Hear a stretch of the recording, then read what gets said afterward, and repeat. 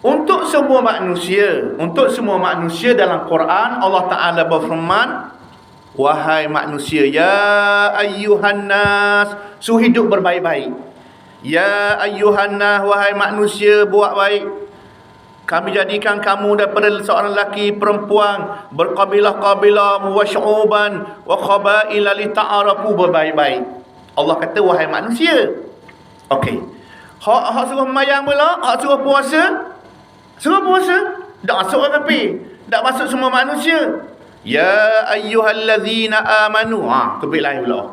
Wahai orang beriman, diwajibkan kamu berpuasa. Wahai orang beriman, jangan meminum arak, jangan tengok nasib, jangan sembah berhala, jangan makan babi. Ni hak orang beriman. Kalau orang kafir makan babi, dia berjudi, dia minum arak, itu hak dia. Pasal Allah Ta'ala kata tak boleh arak, tak boleh berjudi, tak boleh ni, tak boleh ni, tu haram-haram tu wahai orang-orang yang beriman. Tengok tadi, semua manusia. Apa yang lebat buat baik, semua manusia. Jangan gomoh, jangan bala, semua manusia. Apabila haram arak, haram judi, makan daging babi haram, dan suruh sembahyang, suruh puasa, Allah kata ya ayyuhallazina amanu, wahai orang beriman. Tak masuk orang kafir. Dosa lah. Kita nak nasihat, nak dakwah, bagus, itu wajib. Dua. Untuk ulama' lah ni, ulama'. Tengok ulama' Ya ahlal kitab, la taghlu fi dinikum. Ya ahlal kitab, la taghlu fi dinikum. Wahai ahli kitab. Ahli kitab ni orang agama lah. Orang agama Yahudi dulu, orang agama Kristian, asal hak Nasara, hak Islam lah. Ya Islam lah ke Yahudi dengan Nasara ni asal Islam. Agama langit dia panggil.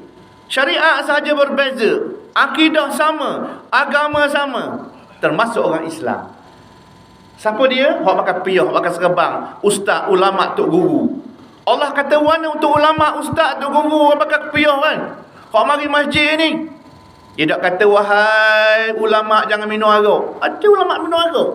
Tak payah. Wahai ulama ahli kitab, mau jangan dia panggil berjudi.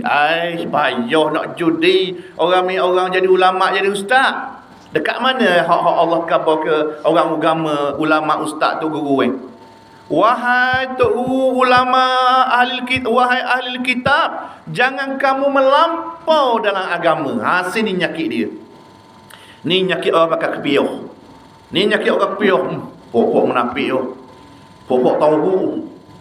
Lepas tu dia melampau. Dia ke agama pula. Dia jadi bid'ah. Dia jadi khurafat. Ini nyakit orang agama. Allah dah kata ke ulama, ke tok guru, ke ustaz, ke macam saya, hak mari sejik ni, wahai ulama, mu jangan minum arak. Hanya minum arak pula ustaz. Jangan berjudi. Tak payah kalau ada pun. Tapi Allah kata ya ahlal kitab, la taghlu fi dinikum. Wahai ahli kitab, orang agama, jangan melampau dalam agamamu. Bak hukum orang, bak menyeleweng agama, bak tafsir Quran, bak syarah hadis, bak bid'ah, bak khurafat, bak reka dalam agama. Mu jangan melampau. Sini nyakit orang agama. Tengok dia tak kata pun wahai orang agama jangan minum arak dah. Orang agama nyakit dia main kat agama yang reka, yang tambah, yang kurang, yang melampau hukum orang, benci ke orang, nyakit dia sini.